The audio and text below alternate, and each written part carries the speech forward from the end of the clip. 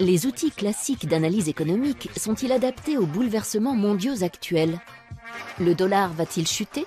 Céder sa place aux monnaies virtuelles? Pourquoi la Chine et la Russie engrangent-elles depuis quelques années autant d'or? Pour avoir des réponses claires à ces questions complexes, nous avons rencontré James Rickards. Conseiller financier du gouvernement des États-Unis, entre autres, il était déjà négociateur juridique et financier lors de la prise d'otage à Téhéran en 1979.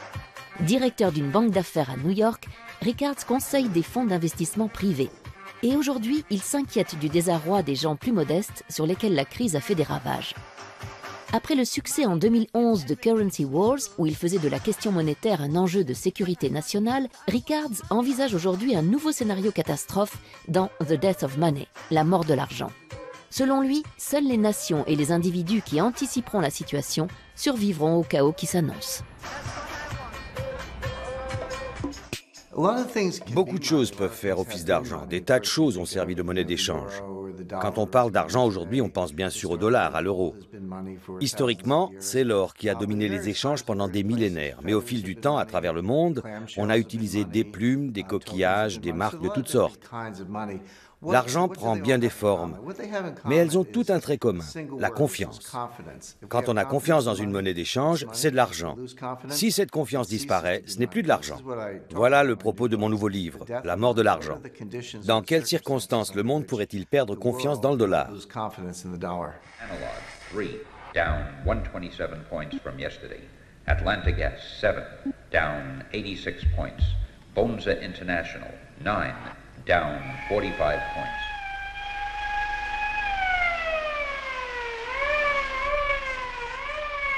Jesus, look at that. Well, what is it? What's happening? What is it? A suicide epidemic? A war? No, the crash. The market is collapsing. En 2009, j'ai conçu et planifié le premier jeu de guerre financier.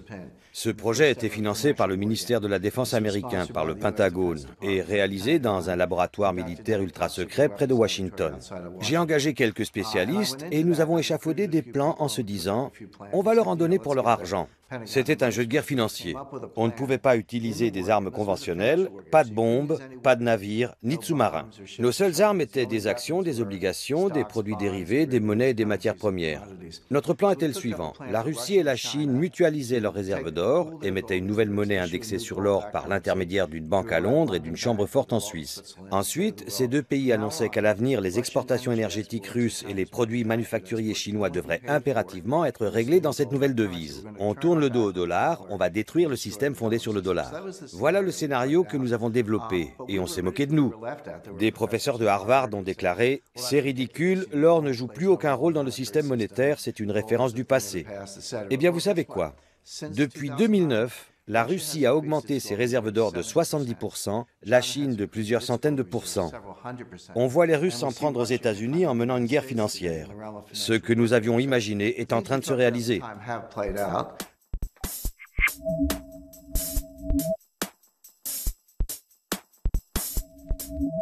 La parole est d'argent, alors parlons-en. Pecunia, le mot latin qui désigne l'argent, vient de pecus qui signifie bétail. Pour les Romains, une vache était en effet l'investissement idéal, car échangeable contre du pain, du blé, des vêtements, etc. Mais le principe du troc montre rapidement ses limites. En 500 avant Jésus-Christ, l'empereur Crésus fait frapper la première pièce d'or, d'où l'expression « être riche comme Crésus ». La monnaie papier est créée 1500 ans plus tard, en Chine, sous forme d'une attestation de dépôt. C'est le premier pas vers la virtualisation de l'argent. Le paiement sans espèces apparaît au XIIIe siècle à Florence. Les riches commerçants signent des ordres de virement d'un compte à l'autre. Les premières cartes de crédit sont utilisées aux États-Unis dès la fin du XIXe siècle. Et l'année 2009 voit l'apparition du Bitcoin, la première monnaie 100% virtuelle. Elle n'est émise par aucune banque nationale et les transactions sont gérées selon un système aléatoire par un réseau d'ordinateurs. L'avenir dira si le Bitcoin est une monnaie sûre. Bien sûr, les États-Unis sont la première économie mondiale. C'est de loin le plus important marché obligataire dans le monde. La plus grande partie des réserves de change est libellée en dollars. Une crise du dollar, une crise de la dette souveraine américaine plongerait le monde entier dans la crise. Le système monétaire international s'est effondré 3 fois au cours des 100 dernières années, en 1914, en 1939 et en 1971. Ce genre de phénomène se produit tous les 30 ou 40 ans. Quand cela arrive, ce n'est pas la fin du monde. On ne retourne pas vivre dans des cavernes. Concrètement, les grandes puissances financières et commerciales se réunissent et rédigent de nouvelles règles du jeu. L'expression n'est pas de moi. Elle apparaît il y a plus d'un siècle pour décrire le fonctionnement du système monétaire international. Quand le système monétaire international s'effondre, ce qui devrait à mon sens se produire prochainement, il faut définir de nouvelles règles du jeu. Mais quelles sont ces règles et comment les gens peuvent-ils s'y préparer? L'illusion monétaire est un concept économique, je ne l'ai pas inventé. Concrètement, quand un gouvernement commence à faire tourner la planche à billets, l'inflation n'apparaît pas partout de la même façon. C'est un peu comme jeter un caillou dans une mare, les ondes de choc se propagent graduellement. Les individus qui sont proches de la création de la monnaie, les banquiers et les gérants astucieux de fonds de placement, en sont informés les premiers et ils achètent des actifs. Puis les ondes se propagent et l'inflation se généralise. On constate une inflation de certains actifs, un accroissement des prix à la consommation. Quand l'investisseur lambda entre en scène, il est trop tard. La valeur de la monnaie a été détruite et les gens bien informés ont accaparé toute la richesse. L'illusion monétaire caractérise la première phase, quand la situation paraît prometteuse alors que l'on fait juste tourner la planche à billets. Plus tard, l'illusion se dissipe.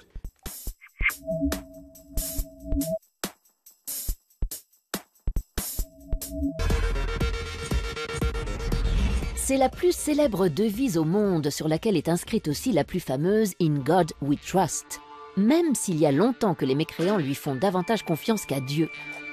L'heure est grave, de plus en plus contesté, le dollar est même menacé de disparition. Il pourrait être remplacé par la monnaie virtuelle et autres moyens de paiement numériques. Pourtant, s'il quittait la scène, quel drame pour le rêve américain auquel il est intimement lié. Rien ne pourrait l'effacer de notre imaginaire où il occupe une place de choix. Le dollar est lié à la naissance de la nation américaine.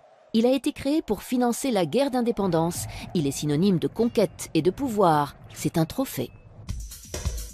L'Américain est dévoré par l'ardente ambition de faire fortune. C'est l'unique passion de sa vie. Chacun ici désire devenir riche et s'élever dans la société. Personne n'estime impossible d'y parvenir, écrivait Tocqueville en 1840. Même si les immigrants qui rêvaient d'une Amérique aux rues pavées d'or ont vite déchanté. Bretton Woods l'a encore magnifié en faisant l'unique monnaie des échanges internationaux à la fin de la Seconde Guerre mondiale. Symboliquement, depuis, posséder des dollars, c'est pouvoir se payer n'importe quoi, partout dans le monde. En littérature, même Jack London, l'homme des grands espaces, lui consacra une nouvelle pour 100 $ de plus. Quant au cinéma, il a joué un rôle capital dans la construction du mythe. De Capra à Eastwood, on ne compte plus le nombre de films où il tient le premier rôle. Et c'est bien One Silver Dollar que chante Marilyn dans Rivière sans retour. Aujourd'hui, s'il n'a quitté ni les livres, ni les articles, ni les séries, les jeux vidéo ou l'art contemporain, son image fait particulièrement fantasmer les rappeurs, dont il est devenu l'accessoire préféré à longueur de clip. Il y a des choses que l'on sait. On connaît l'échelle du système et on sait aussi qu'un krach est en rapport exponentiel avec la taille du système. Quand le système triple de taille, on ne triple pas le risque, on le multiplie par 10 ou par 100. C'est la nature d'une fonction exponentielle. Quand on regarde le système actuel, on constate qu'il est beaucoup plus gros qu'avant. En 2008, par exemple, on a tous entendu l'expression « trop gros pour faire faillite ». Les banques étaient trop grosses pour faire faillite, il fallait les sauver. Eh bien, vous savez quoi? Aux États-Unis, depuis 2008, les 5 plus grandes banques sont plus importantes encore. Elles contrôlent une part plus grande des actifs bancaires et elles ont une panoplie plus large de produits dérivés. Ce qui était déjà trop grand en 2008 pour disparaître est encore plus grand aujourd'hui. Ce qui veut dire que le risque d'un effondrement catastrophique est encore plus grand. On voit ce qui nous attend. Aujourd'hui, avec les réseaux sociaux, nous sommes plus connectés que jamais. La possibilité qu'une perturbation minime se propage à grande vitesse est encore plus probable en raison de cette connectivité accrue. Si un nombre suffisant d'individus, ce que l'on appelle le seuil critique, est atteint, les agents économiques commencent à changer de comportement en fonction des réactions d'autres agents. Voilà le seuil critique. Il varie d'un individu à l'autre.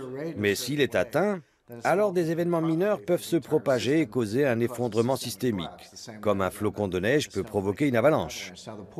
En d'autres termes, pour qu'un tel phénomène se produise, il faut que les agents soient connectés, il faut qu'ils communiquent. Sans cette connectivité et cette communication, on ne risque pas un changement de comportement à grande échelle.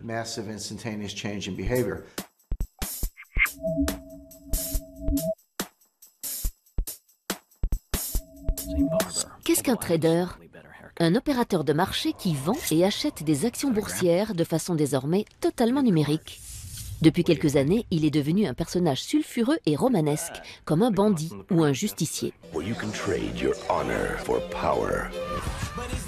Caractéristique, il va vite, très vite, parfois aidé de quelques produits illicites. Il est riche, merci les primes, sa copine est belle, mais pas son langage.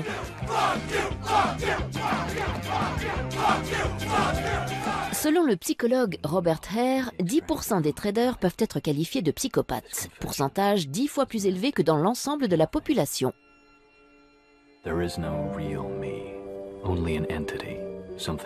Peu à peu remplacé par des machines, le trader devient-il lui-même un algorithme susceptible de dérégler le système? Nous courons le risque qu'un jour, les choses nous échappent totalement et qu'une défaillance entraîne le reste du monde dans l'abîme, les marchés européens et asiatiques compris, puisque tout est interdépendant et se passe à une vitesse fulgurante. C'est ce qui inquiète les gens. Quand on parle de terrorisme financier, on ne pense pas seulement au piratage des comptes bancaires, mais aussi à ce qui se passe dans les salles des marchés du monde entier. Parfois, la cote du trader s'effondre ou augmente par ailleurs, comme celle de Jérôme Kerviel, accusé par la Société Générale pour laquelle il travaillait de lui avoir fait perdre 5 milliards d'euros en janvier 2008. Accusé d'abus de confiance, faux et usage de faux, il a depuis été désigné par des centaines d'internautes comme le David de la finance contre le Goliath bancaire. Son jugement en cassation vient de supprimer sa dette de 4,9 milliards d'euros. Il a aussi rencontré le pape et entamé une marche Rome-Paris pour sa rédemption et pour changer son système de valeurs. Malheureusement, le pouvoir financier est global. Cela ne devrait pas être le cas. La finance et la banque devraient faciliter le commerce, pas le dominer. Les banquiers sont des parasites du système. Ils confisquent de la richesse dans le système. Ils ne créent pas de richesse. Qui crée de la richesse? Les inventeurs, comme Bill Gates ou Steve Jobs, ou des inventeurs en Europe, des créateurs d'entreprises, des gens créatifs. Voilà les vrais créateurs de richesse.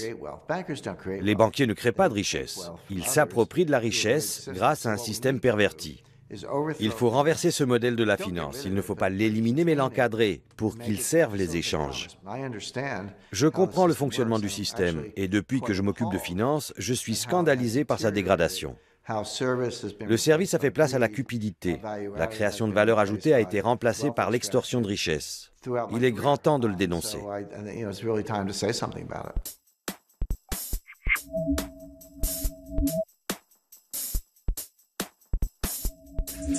Qui se souvient du Bancor, un nom poétique pour une monnaie qui n'a jamais vu le jour?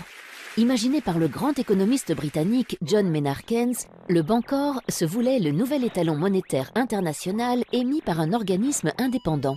Mais les États-Unis ne l'entendaient pas de cette oreille en 1944. Pourtant, l'esprit de neutralité du Bancor pourrait bien avoir inspiré les créateurs de l'euro, utilisé dès 1999 pour les transactions. On retrouve au fondement de la monnaie européenne la même ambition de créer une devise supranationale. Aujourd'hui, les monnaies virtuelles ont le vent en poupe. Elles ont investi les jeux vidéo principalement en ligne. Sur Second Life, Entropia Universe ou World of Warcraft, accomplir une mission ou dérober un butin peut rapporter des Linden Dollars, des Project Entropia Dollars, des Adena ou autres PO. Certaines plateformes proposent même de convertir les gains amassés en vraies devises ou, plus pragmatiquement, de les utiliser pour régler son abonnement. A l'inverse, pas de problème pour renflouer son porte-monnaie virtuel. Il suffit de se munir d'une carte bancaire, bien réelle cette fois. On n'oublie pas le Bitcoin, la monnaie virtuelle de la vraie vie. Créé en 2009, le Bitcoin est une devise électronique cryptée qui permet notamment d'effectuer des transactions en ligne sans passer par une banque. Le revers du Bitcoin, son cours très volatile qui fait des montagnes russes. Et sa sécurité. Ainsi, 650 000 bitcoins, soit près de 300 millions d'euros, se seraient volatilisés suite au dépôt de bilan de la plateforme d'échange de bitcoins Mt. Gox ces dernières semaines. Enfin, pour ceux qui ont prévu de voyager prochainement sur Mars, PayPal vient de lancer PayPal Galactic, un système de monnaie universelle qui permettra de faire ses courses dans l'espace. On parle beaucoup du Bitcoin en ce moment, cette monnaie virtuelle ou numérique. Mais le dollar est une monnaie numérique, l'euro aussi. On a peut-être quelques billets dans notre portefeuille, mais la très grande majorité des transactions est numérique. Le seul instrument financier qui n'est pas numérique, c'est l'or. Le Bitcoin est sans doute une forme de devise. Je ne nie pas qu'il intervient dans des transactions, qu'il est thésaurisé. C'est une unité de compte de la richesse, donc il satisfait aux critères d'une devise. Mais faut-il craindre une rupture de la confiance? Le problème avec le Bitcoin, c'est qu'il n'a pas encore parcouru un cycle. Nous ne savons pas vraiment comment il pourrait se comporter. Il y a des tas de gens qui perdent de l'argent, il y a des escroqueries, des bitcoins qui disparaissent. La sécurité du système est sujette à caution. Les gens qui plébiscitent le Bitcoin sont soit des technophiles, des fanats d'informatique style Silicon Valley, ou des libertaires, des anarchistes, qui détestent les gouvernements et qui se disent « Voilà une monnaie qui échappe au contrôle d'État, ça me plaît ». Je leur réponds « Ne soyez pas naïfs. Le gouvernement voit tout. On sait depuis l'affaire Snowden que rien n'échappe au pouvoir en place. Le gouvernement suit sans doute attentivement ce phénomène. Il est possible que le Bitcoin en tant que devise disparaisse, mais que la technologie qu'il a engendrée survive à travers certaines applications. Il y a une dimension financière et une dimension technologique dans les paiements par mobile. Il y a des milliards de gens dans le monde qui possèdent un téléphone mobile. Ils n'ont pas de ligne filaire, ils n'ont pas de compte en banque, mais ils ont un téléphone mobile. Quand on peut utiliser son téléphone pour effectuer des règlements en ligne, par le biais d'une carte de crédit, même si vous n'avez qu'un compte en banque à peu de frais, même si vous n'avez pas de compte titre, vous avez votre mobile, un peu d'argent sur votre compte, vous pouvez faire des paiements. Je peux vous transférer de l'argent, vous pouvez m'en envoyer. L'industrie des règlements par téléphone mobile se développe très rapidement. Elle est en train de bouleverser la finance. Toute cette connectivité est formidable, mais il faut comprendre que plus nous sommes connectés, plus le système prend de l'importance et plus on accroît le risque d'un effondrement catastrophique. C'est le revers de l'économie en réseau.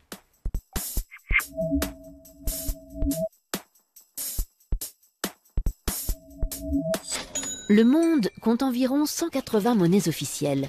Et il y a les inofficielles, comme le Chiemgauer, dans le sud de l'Allemagne, ou la pêche, utilisée par les commerçants de Montreuil. À la bourse, le dollar, l'euro et le yen japonais sont les devises les plus en vue. La bourse la plus importante du monde est celle de Wall Street. En 2013, 7 000 milliards de dollars y ont été échangés. En deuxième position, le Nasdaq, qui est un marché boursier totalement virtuel. L'argent travaille vite, son unité de temps est la nanoseconde. Les ordinateurs traitent aujourd'hui les transactions en un milliardième de seconde. 1000 transactions en un battement de cils.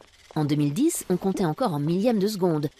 Ces transactions à très grande vitesse représentent 50% des échanges dans le monde, 70% aux États-Unis et 40% en Europe. Pourquoi est-ce que le dollar est la première monnaie de réserve dans le monde? Ce n'est pas lié à la devise elle-même, mais au support d'investissement libellé en dollars. Supposons que vous soyez un partenaire commercial des États-Unis et que vous encaissiez des dollars ou toute autre devise. Ce surplus, il faut l'investir. Le marché des obligations américaines, les bons du Trésor, est le seul marché au monde assez important pour pouvoir absorber l'épargne mondiale. Les Chinois détiennent 4 000 milliards de dollars de réserves de change. Mais il faut aussi compter le Japon, Taïwan, toutes les grandes puissances commerciales. Collectivement, cela représente des milliers de milliards de dollars. Tout cet argent est placé en bons du Trésor américain, non pas parce que les gens adorent ces obligations, mais parce que c'est le seul marché assez grand pour absorber ces liquidités. Si on examine le marché de la dette souveraine en Europe, il est comparable au marché américain. Mais il est morcelé. Il n'existe pas d'eurobond. Il y a des obligations d'État allemandes, françaises, italiennes, hollandaises. Si on avait un marché unique, s'il existait des eurobonds, garantis par le crédit de la zone euro, ce marché serait plus important que celui des bons du Trésor américain. Dans quelques années, pas tout de suite, dans 2 ou 3 ans, ce marché européen existera et l'euro remplacera le dollar comme monnaie de réserve, si le système ne s'effondre pas d'ici là. Dans un monde qui ne subit pas d'effondrement, vous verrez une appréciation de l'euro. Dans un monde qui s'effondre, aucune monnaie ne sera épargnée, pas même l'euro. You're pathetic, trying to be like us. We're not trying to be like you idiot. We're much stronger than you are anyway. Our currency's the best. No, we are. No one's want to trade with you anyway. You want to bet, huh? Yes, I want to bet. You want to take that? Yes, I want to bet. You don't get quiet and go back to sleep or there will be no pocket money. No bailout and no loans. Sorry, Daddy. En matière de sagesse économique, j'apprécie par-dessus tout Angela Merkel. C'est la seule dirigeante qui comprend l'économie parce qu'elle n'est pas économiste. C'est une scientifique. Comme je l'ai expliqué, il faut aborder l'économie avec des outils scientifiques, pas de la pseudoscience. Le keynésianisme, la théorie de l'équilibre général, la valeur à risque, tous les modèles et les techniques qui sont utilisés dans la finance et la gestion du risque sont de la pseudoscience. Ils ne correspondent pas à la réalité. La théorie des systèmes complexes, la théorie des réseaux, l'analyse de la distribution du pouvoir sont des modèles qui reflètent la réalité. Angela Merkel est une scientifique, elle comprend ces phénomènes. Et elle comprend aussi que l'Europe doit être restructurée. Elle assume un rôle dirigeant dans ce domaine. En fait, toutes les grandes régions économiques, l'eurozone, les États-Unis, le Japon et la Chine doivent être restructurées. Mais seule l'Europe procède à des ajustements structurels. Les autres régions s'en remettent à des solutions monétaires, à un ajustement des liquidités.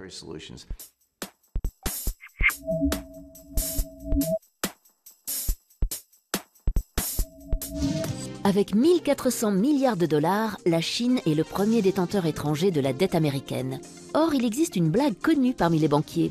Si tu dois 1 million à quelqu'un, tu as un problème. Si tu lui dois 1 milliard, c'est lui qui a un problème. La Chine et les États-Unis, c'est un peu comme une entreprise qui voit son plus gros client s'enfoncer dans l'insolvabilité. Faut-il lui prêter toujours plus en espérant qu'il va se refaire une santé, ou bien accepter sa perte et passer à autre chose? Autre problème, le client paye avec du papier qu'il imprime à volonté. Si la Chine s'affranchit brutalement du dollar, c'est l'effondrement du billet vert. Si elle le garde, c'est l'effritement de ses réserves de change. Sa tactique, c'est donc de s'en débarrasser en douce. Une désaméricanisation progressive. C'est au moment de la crise du shutdown, en octobre dernier, que la Chine a mis en garde les USA en leur signifiant qu'elle allait réduire au maximum son exposition au dollar américain. Malgré les risques géopolitiques que cela comporte, la Chine a revendu en décembre 2013 pour presque 50 milliards de bons du Trésor américain. L'acheteur devient ainsi vendeur massif.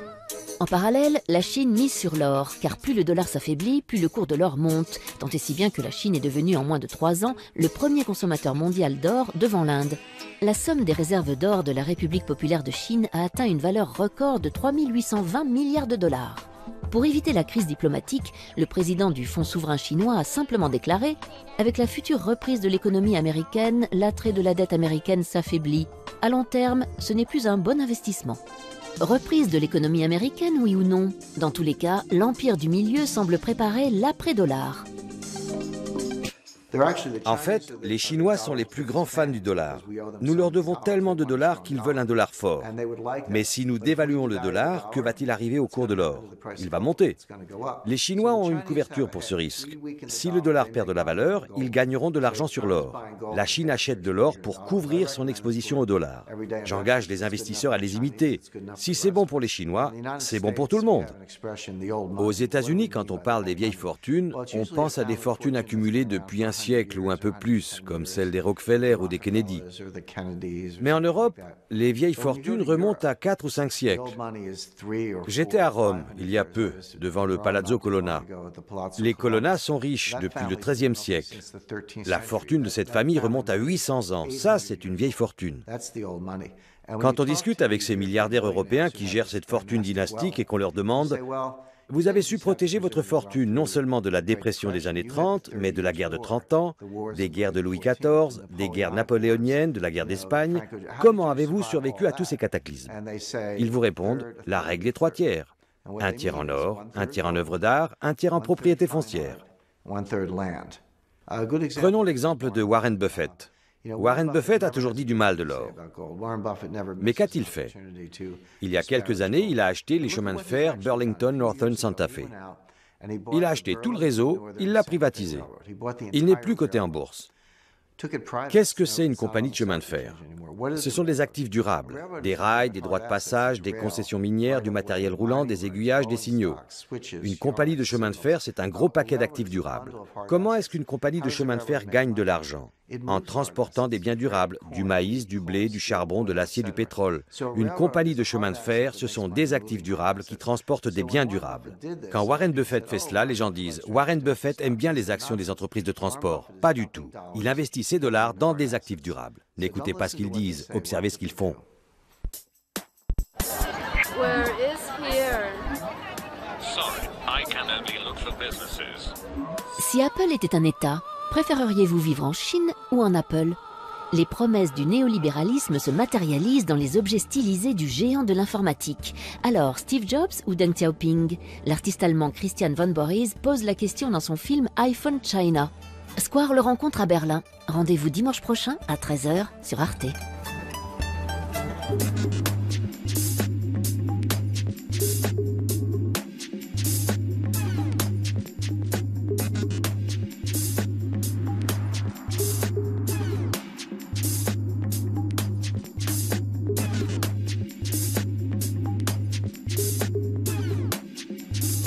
Une monnaie numérique, l'euro aussi. On a peut-être quelques billets dans notre portefeuille, mais la très grande majorité des transactions est numérique. Le seul instrument financier qui n'est pas numérique, c'est l'or. Le bitcoin est sans doute une forme de devise. Je ne nie pas qu'il intervient dans des transactions, qu'il est thésaurisé. C'est une unité de compte de la richesse, donc il satisfait aux critères d'une devise. Mais faut-il craindre une rupture de la confiance? Le problème avec le Bitcoin, c'est qu'il n'a pas encore parcouru un cycle. Nous ne savons pas vraiment comment il pourrait se comporter. Il y a des tas de gens qui perdent de l'argent, il y a des escroqueries, des bitcoins qui disparaissent. La sécurité du système est sujette à caution. Les gens qui plébiscitent le Bitcoin sont soit des technophiles, des fanats d'informatique style Silicon Valley, ou des libertaires, des anarchistes, qui détestent les gouvernements et qui se disent « Voilà une monnaie qui échappe au contrôle d'État, ça me plaît ». Je leur réponds « Ne soyez pas naïfs. Le gouvernement voit tout. On sait depuis l'affaire Snowden que rien n'échappe au pouvoir en place. Le gouvernement suit sans doute attentivement ce phénomène. Il est possible que le Bitcoin en tant que devise disparaisse, mais que la technologie qu'il a engendrée survive à travers certaines applications. Il y a une dimension financière et une dimension technologique dans les paiements par mobile. Il y a des milliards de gens dans le monde qui possèdent un téléphone mobile. Ils n'ont pas de ligne filaire, ils n'ont pas de compte en banque, mais ils ont un téléphone mobile. Quand on peut utiliser son téléphone pour effectuer des règlements en ligne, par le biais d'une carte de crédit, même si vous n'avez qu'un compte en banque à peu de frais, même si vous n'avez pas de compte titre, vous avez votre mobile, un peu d'argent sur votre compte, vous pouvez faire des paiements. Je peux vous transférer de l'argent, vous pouvez m'en envoyer. L'industrie des règlements par téléphone mobile se développe très rapidement. Elle est en train de bouleverser la finance. Toute cette connectivité est formidable, mais il faut comprendre que plus nous sommes connectés, plus le système prend de l'importance et plus on accroît le risque d'un effondrement catastrophique. C'est le revers de l'économie en réseau.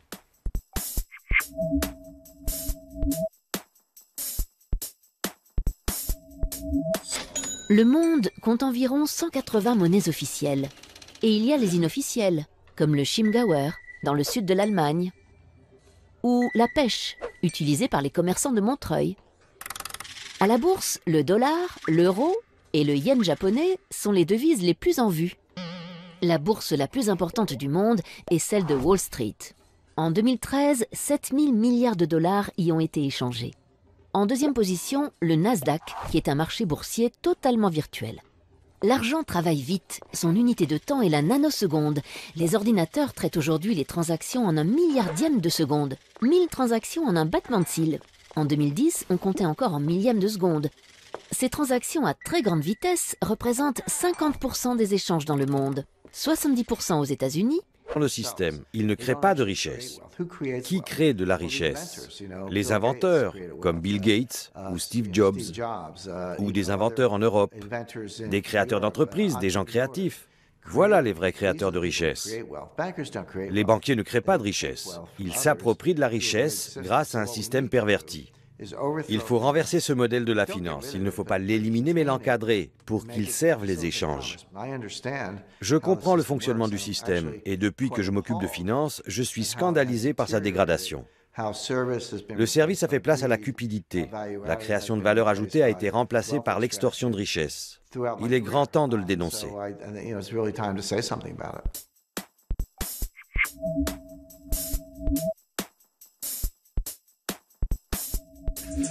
Qui se souvient du Bancor? Un nom poétique pour une monnaie qui n'a jamais vu le jour. Imaginé par le grand économiste britannique John Maynard Keynes, le Bancor se voulait le nouvel étalon monétaire international émis par un organisme indépendant. Mais les États-Unis ne l'entendaient pas de cette oreille en 1944. Pourtant, l'esprit de neutralité du Bancor pourrait bien avoir inspiré les créateurs de l'euro, utilisé dès 1999 pour les transactions. On retrouve au fondement de la monnaie européenne la même ambition de créer une devise supranationale. Aujourd'hui, les monnaies virtuelles ont le vent en poupe. Elles ont investi les jeux vidéo principalement en ligne. Sur Second Life, Entropia Universe ou World of Warcraft, accomplir une mission ou dérober un butin peut rapporter des Linden Dollars, des Project Entropia Dollars, des Adena ou autres PO. Certaines plateformes proposent même de convertir les gains amassés en vraies devises ou, plus pragmatiquement, de les utiliser pour régler son abonnement. A l'inverse, pas de problème pour renflouer son porte-monnaie virtuel. Il suffit de se munir d'une carte bancaire, bien réelle cette fois. On n'oublie pas le Bitcoin, la monnaie virtuelle de la vraie vie. Créé en 2009, le Bitcoin est une devise électronique cryptée qui permet notamment d'effectuer des transactions en ligne sans passer par une banque. Le revers du Bitcoin, son cours très volatile qui fait des montagnes russes. Et sa sécurité. Ainsi, 650 000 bitcoins, soit près de 300 millions d'euros, se seraient volatilisés suite au dépôt de bilan de la plateforme d'échange de bitcoins Mt. Gox ces dernières semaines. Enfin, pour ceux qui ont prévu de voyager prochainement sur Mars, PayPal vient de lancer PayPal Galactic, un système de monnaie universelle qui permettra de faire ses courses dans l'espace. On parle beaucoup du Bitcoin en ce moment, cette monnaie virtuelle ou numérique. Mais le dollar est une monnaie numérique, l'euro aussi.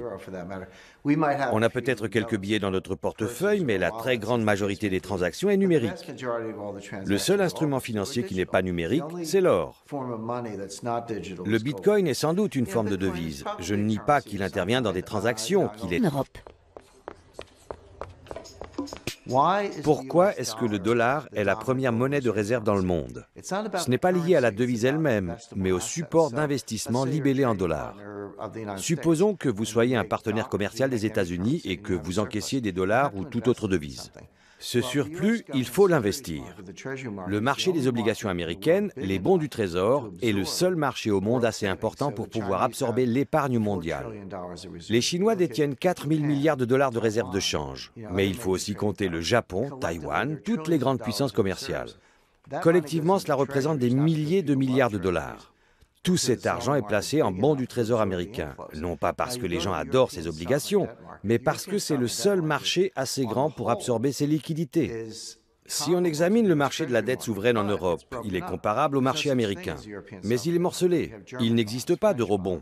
Il y a des obligations d'État allemandes, françaises, italiennes, hollandaises. Si on avait un marché unique, s'il existait des eurobonds, garantis par le crédit de la zone euro, ce marché serait plus important que celui des bons du Trésor américain. Dans quelques années, pas tout de suite, dans 2 ou 3 ans, ce marché européen existera et l'euro remplacera le dollar comme monnaie de réserve, si le système ne s'effondre pas d'ici là. Dans un monde qui ne subit pas d'effondrement, vous verrez une appréciation de l'euro. Dans un monde qui s'effondre, aucune monnaie ne sera épargnée, pas même l'euro. You're pathetic trying to be like us. We're not trying to be like you idiot. We're much stronger than you are anyway. Our currency's the best. No, we are. No one wants to trade with you anyway. You want to bet, huh? Yes, I want to bet. You want to take that? Yes, I want to bet. People don't be quiet and go back to sleep or there will be no pocket money. No bailout and no loans. Sorry, Daddy. En matière de sagesse économique, j'apprécie par-dessus tout Angela Merkel. C'est la seule dirigeante qui comprend l'économie parce qu'elle n'est pas économiste. C'est une scientifique. Comme je l'ai expliqué, il faut aborder l'économie avec des outils scientifiques, pas de la pseudoscience. Le keynésianisme, la théorie de l'équilibre général, la valeur à risque, tous les modèles et les techniques qui sont utilisés dans la finance et la gestion du risque sont de la pseudoscience. Ils ne correspondent pas à la réalité. La théorie des systèmes complexes, la théorie des réseaux, l'analyse de la distribution du pouvoir sont des modèles qui reflètent la réalité. Angela Merkel est une scientifique, elle comprend ces phénomènes. Et elle comprend aussi que l'Europe doit être restructurée. Elle assume un rôle dirigeant dans ce domaine. En fait, toutes les grandes régions économiques, l'eurozone, les États-Unis, le Japon et la Chine doivent être restructurées. Mais seule l'Europe procède à des ajustements structurels. Les autres régions s'en remettent à des solutions monétaires, à un ajustement des liquidités. De marché qui vend et achète des actions boursières de façon désormais totalement numérique. Depuis quelques années, il est devenu un personnage sulfureux et romanesque, comme un bandit ou un justicier. Caractéristique, il va vite, très vite, parfois aidé de quelques produits illicites. Il est riche, merci les primes, sa copine est belle, mais pas son langage.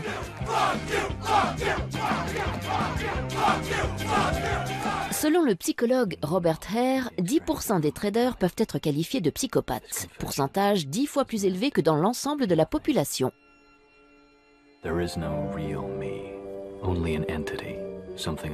Peu à peu remplacé par des machines, le trader devient-il lui-même un algorithme susceptible de dérégler le système ? Nous courons le risque qu'un jour, les choses nous échappent totalement et qu'une défaillance entraîne le reste du monde dans l'abîme, les marchés européens et asiatiques compris, puisque tout est interdépendant et se passe à une vitesse fulgurante. C'est ce qui inquiète les gens. Quand on parle de terrorisme financier, on ne pense pas seulement au piratage des comptes bancaires, mais aussi à ce qui se passe dans les salles des marchés du monde entier. Parfois, la cote du trader s'effondre ou augmente par ailleurs, comme celle de Jérôme Kerviel, accusé par la Société Générale pour laquelle il travaillait de lui avoir fait perdre 5 milliards d'euros en janvier 2008. Accusé d'abus de confiance, faux et usage de faux, il a depuis été désigné par des centaines d'internautes comme le David de la finance contre le Goliath bancaire. Son jugement en cassation vient de supprimer sa dette de 4,9 milliards d'euros. Il a aussi rencontré le pape et entamé une marche Rome-Paris pour sa rédemption et pour changer son système de valeurs. Malheureusement, le pouvoir financier est global. Cela ne devrait pas être le cas. La finance et la banque devraient faciliter le commerce, pas le dominer. Les banquiers sont des parasites du système. Ils confisquent de la richesse dans le système. Ils ne créent pas de richesse. Qui crée de la richesse? Les inventeurs, comme Bill Gates ou Steve Jobs, ou des inventeurs en Europe, des créateurs d'entreprises, des gens créatifs. Voilà les vrais créateurs de richesse. Les banquiers ne créent pas de richesse. Ils s'approprient de la richesse grâce à un système perverti. Il faut renverser ce modèle de la finance. Il ne faut pas l'éliminer mais l'encadrer pour qu'il serve les échanges. Je comprends le fonctionnement du système et depuis que je m'occupe de finance, je suis scandalisé par sa dégradation. Le service a fait place à la cupidité. La création de valeur ajoutée a été remplacée par l'extorsion de richesse. Il est grand temps de le dénoncer.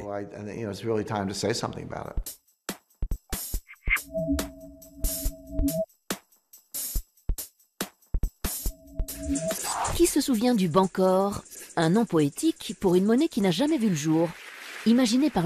Voilà le propos de mon nouveau livre, La mort de l'argent.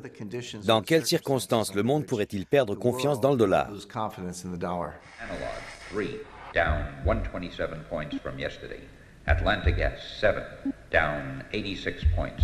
Bonza International 9, down 45 points.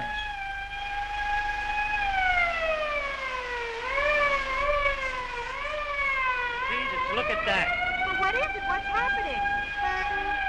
What is it? A suicide epidemic? A war? No, the crash. The market is collapsing. En 2009, j'ai conçu et planifié le premier jeu de guerre financier. Ce projet a été financé par le ministère de la Défense américain, par le Pentagone, et réalisé dans un laboratoire militaire ultra secret près de Washington. J'ai engagé quelques spécialistes et nous avons échafaudé des plans en se disant « on va leur en donner pour leur argent ». C'était un jeu de guerre financier. On ne pouvait pas utiliser des armes conventionnelles, pas de bombes, pas de navires, ni de sous-marins. Nos seules armes étaient des actions, des obligations, des produits dérivés, des monnaies et des matières premières. Notre plan était le suivant. La Russie et la Chine mutualisaient leurs réserves d'or, émettaient une nouvelle monnaie indexée sur l'or par l'intermédiaire d'une banque à Londres et d'une chambre forte en Suisse. Ensuite, ces deux pays annonçaient qu'à l'avenir, les exportations énergétiques russes et les produits manufacturiers chinois devraient impérativement être réglés dans cette nouvelle devise. On tourne le dos au dollar, on va détruire le système fondé sur le dollar. Voilà le scénario que nous avons développé, et on s'est moqué de nous. Des professeurs de Harvard ont déclaré « C'est ridicule, l'or ne joue plus aucun rôle dans le système monétaire, c'est une référence du passé ». Eh bien, vous savez quoi? Depuis 2009, la Russie a augmenté ses réserves d'or de 70%, la Chine de plusieurs centaines de pourcents. On voit les Russes s'en prendre aux États-Unis en menant une guerre financière. Ce que nous avions imaginé est en train de se réaliser.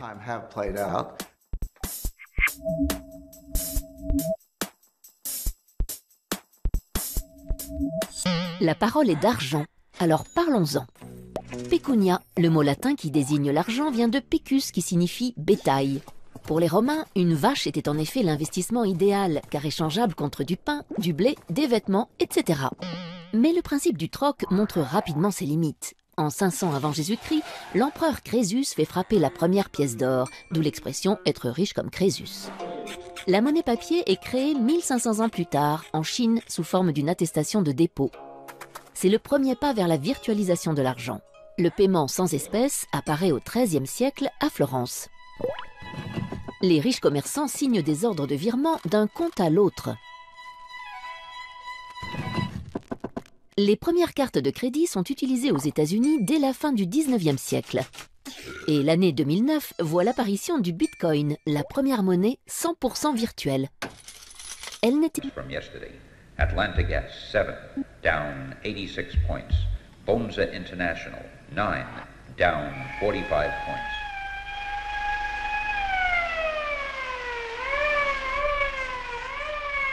Jesus, look at that. Well, what is it? What's happening? What is it? A suicide epidemic? A war? No, the crash. The market is collapsing. En 2009, j'ai conçu et planifié le premier jeu de guerre financier.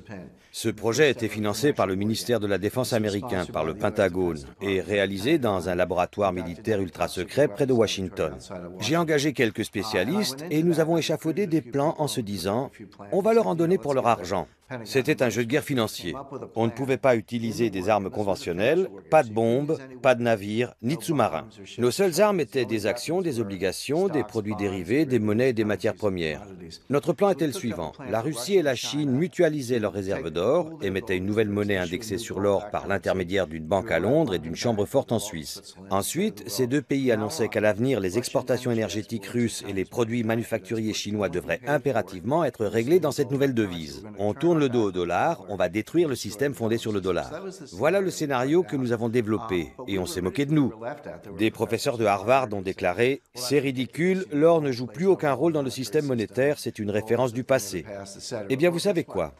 Depuis 2009, la Russie a augmenté ses réserves d'or de 70%, la Chine de plusieurs centaines de pourcents.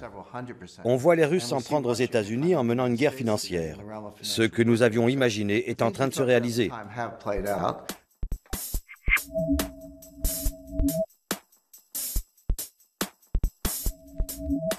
La parole est d'argent, alors parlons-en. Pecunia, le mot latin qui désigne l'argent, vient de pecus qui signifie bétail. Pour les Romains, une vache était en effet l'investissement idéal, car échangeable contre du pain, du blé, des vêtements, etc.